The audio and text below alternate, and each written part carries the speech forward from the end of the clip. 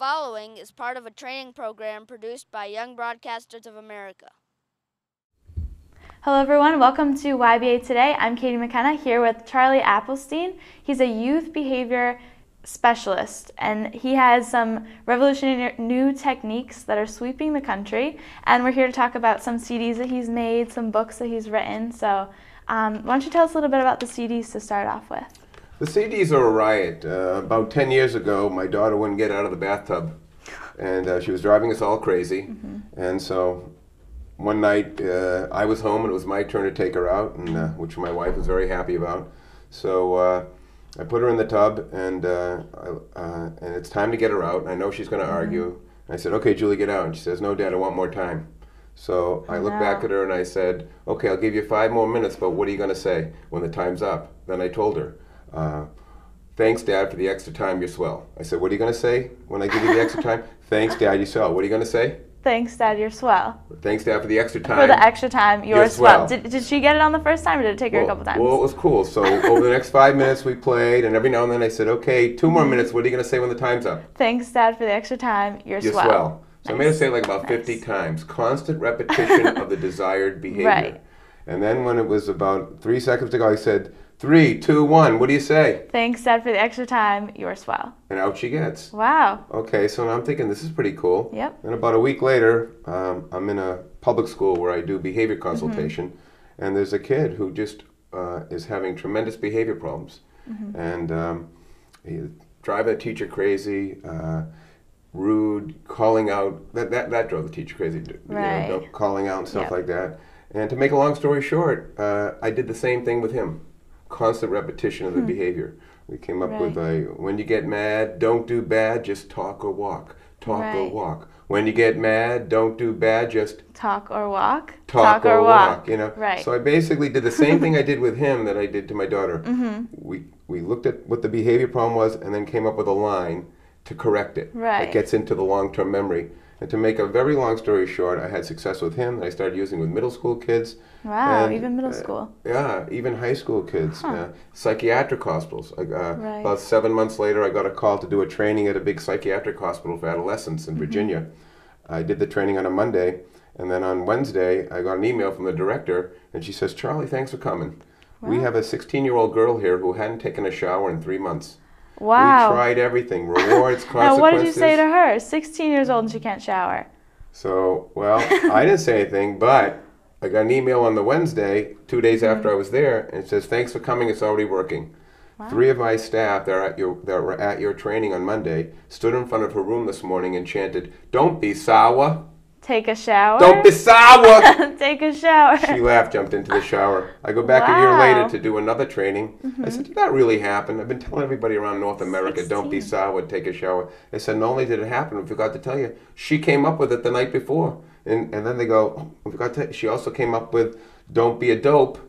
Use some soap." Use the soap. And I've seen this on the back of this one. There's more.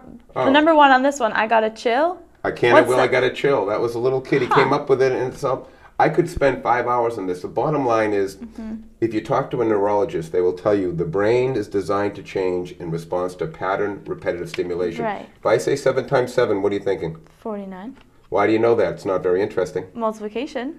It's multiplication, but why do you know it? Repetition from 3rd grade, 4th grade, elementary school. Here's my thing. If you can remember 7 times 7, why can't you remember Let It Go Joe? Or I'm a really disorganized guy, so every night of my life I say, make a list, it will assist. You know, we're on TV here right now. I have a big TV personality in Boston come up to me after he saw me do a segment on this, and we call it cueing, or one-line rapping. And he comes up to me and he shakes my hand. He says, "Thank you, Charlie, thank you." I go, "What?" He says, "I can't tell you all the specifics, but as I was driving home after the show last week, I kept saying to myself, if you talk in an angry tone, you'll live alone. If you talk in an angry tone, you'll live alone." He said, "I had the best week with my family I've had in 3 years. I still see him at the studio. 2 years later, he still passed me on the back." Wow. You don't know why this works? Drive home today, put on a CD you haven't heard in 2 years, but you played religiously for 4 years. After the first song ends, what are you doing? You're singing to the next one. Exactly. Or you're repeating it, or you're remembering the same You're singing feelings. the next song. You had it right. Yep. but you couldn't possibly tell me what the second song is until you put the first one is. Because Right. everybody in the world has all these albums compressed into little molecules in your brain that you can't activate till you hear the rhythm. So that's what we're doing with this stuff. So I have Wow. a CD for kids. I have a CD for parents. It's hysterical. That's great. So it's more than just writing little songs. It's actually neurological. It's neurological. In I your use brain. bongo drums. The key Wow. components are rhythm, repetition, Mm-hmm. rhyming, and humor. And you just come up with a coping line, and it's astounding That's how it can great. help. It's not going to help every kid, every adult. But boy, the stories, if I had 5 more hours, I could tell you stories that would leave you crying over. I'm sure it wouldn't work for all high school students. No, the older they are, of course, the harder it is Right. to sell. Yeah. But I had these conduct disordered teenagers from Chicago in a boot camp. Now, these are really tough kids. Yep. And I trained for 3 months to do the calisthenics with them in the morning, you know, where they scream at them, give me 10 more, do that. Ooh. So finally, after a half hour, the drill sergeant calls me forward. He says, Appelstein, front and center. I go, yes, drill sergeant, and I'm sweating like a pig. And, you know, I have 18 of the toughest kids in Chicago. And I have them going, I can make it if I choose, only I can make me lose. If you lose hope, don't do dope. If you lose hope, don't do dope. Wow. I got an email 3-4 days later saying some of the toughest kids in the program were walking around going, if you lose hope, don't do dope. And I If bet you they lose wouldn't do dope after singing that song. You know what? There are literally hundreds of people, thousands of kids and adults around North America, if not the world now, that have emailed me and said, I have pretty much stopped the behavior that I had the problem with because of the line, because it triggers a whole response. Wow. And so it's someone like me who tries to help people help kids or works directly with kids. I'll tell you, you got to have the biggest toolbox you can, because not every one tool works with every kid. If I'm faced with a kid or a group or a situation, I got to say, okay, here's 10 things I can try. If something works, great. If the cueing works, great. If the kid laughs at it, scoffs at it, like some teenagers do, fine. Some older teenagers. But exactly. But the bottom line is, if you have a brain, it can be rewired. Yeah. So what made you first think of this? What did It was you my wake daughter. Your daughter. Your daughter. That's right. You know. And it just kind of came to you, and then you just went from there. Well, the thing was, like I said, about a week after my daughter, I got called in this kindergarten kid, you know, and who was out of control, and nothing had worked. I had tried everything, rewards, and so I started this repetition thing, and bang. And it worked, and then I tried it with another kid, and before you know it, I said, I think I got something here. And so, no, it's been very, very exciting. Our parent CD, because after a while, parents start coming forward. Parents are asking you to write songs they were for telling them. me, sending me emails and talking to me saying, I'm using it now, Charlie. I had a foster mother in Maine. She comes up to me and she says, remember me from last year? I go, yeah, you had a big issue. What was it? She says, I was the big yeller. And I go, oh, no, that really interests me because yelling is a huge problem. I talk to a lot of high school substitutes, and they say they interview the kids when they go to the different schools, and they always ask the kids, what makes up the best teacher? And she said, 99% of the time, it's the teacher who doesn't yell. Exactly. And you're a high school kid, so you confirm I can definitely so yelling has always been a big issue. I always tell people, don't yell at kids. I have a thing called the affect scale. It says when kids get louder, you get quieter. You just don't yell. And does it work? Oh, I've taught a lot of people to stop yelling and behavior improves. So, but I was really curious about what she did about this. So I said, so what'd you do? She says, well, I went home after your training, and I sat down with my 3 foster kids, and they knew I was a big yeller, and I said, I want to do something about it. So we came up with don't yell, gently tell. Don't yell. Gently tell. So now There that you really go. stuck in my head. About 2 weeks later, I'm lying in bed, it's a hot summer night, and I'm singing it. By the time I woke up, it had become a Gregorian chant. Don't yell, gently tell. Let's do it together. Don't yell, gently tell. That's my singing voice. I'm sorry, I'm not a singer. Yeah. Make a long story short, I'm so ADD. I woke up, I maxed out all my credit cards, I refinanced my house, I got 40 of the greatest singers and musicians on the East Coast, and we produced this new CD, and I went to Temple Shalom in Newton, Mass, went to a Friday night service, and hired the choir because I heard they were great.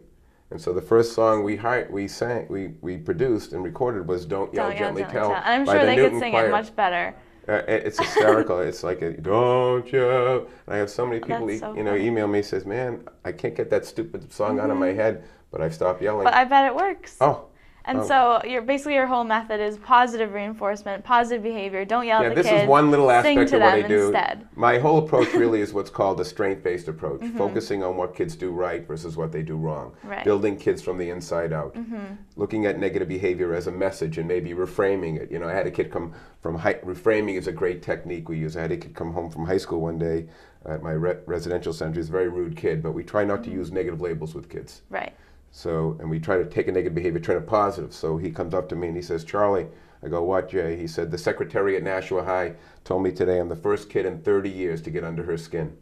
I said, wow. Jay, that's fantastic.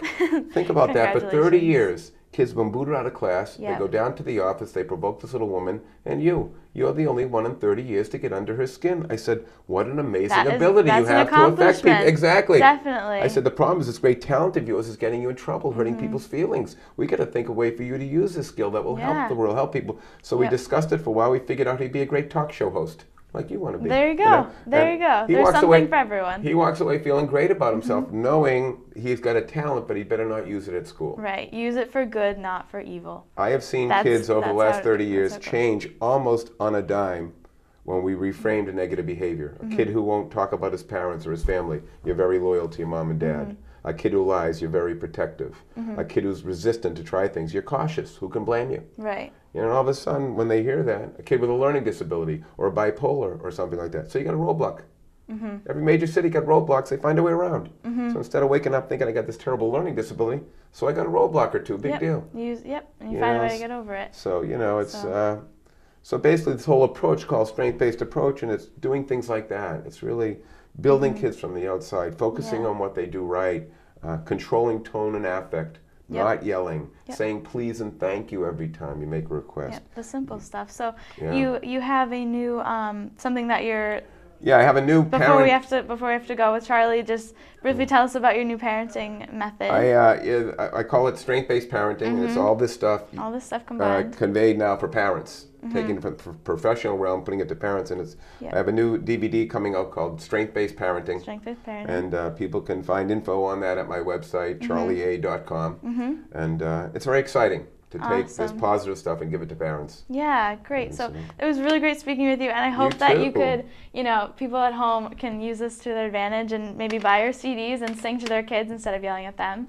They can get them on iTunes too. They don't have to buy the CDs. Every one of the songs on iTunes. And, you know, so it's a lot of fun. Yeah. Well, thank you very much. And well, I'm Katie McKenna here with Charlie Appelstein, and this is YBA Today. So I hope you enjoyed this YouTube video, and we'll hopefully speak with you soon.